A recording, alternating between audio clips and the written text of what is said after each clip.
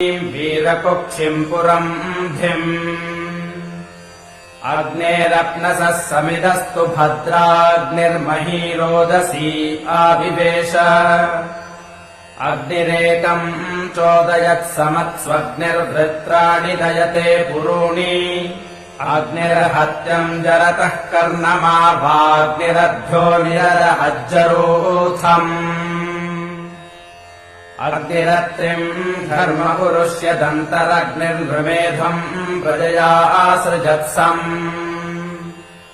अग्निर्दात्रविणम् वीरपेशा अग्निर्षिम् यः सहस्रासनोति अग्निर्दिवि हव्यमातता नाग्नेर्धामानि विभृता पुरुत्रा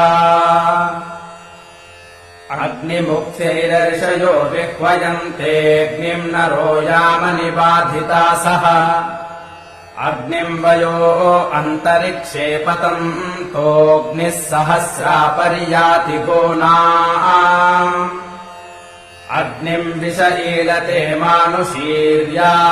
अग्निम् मनुषो नहुषो विजाताः अग्निर्गान्धर्वीम् पथ्यामृतस्याग्नेर्कव्यो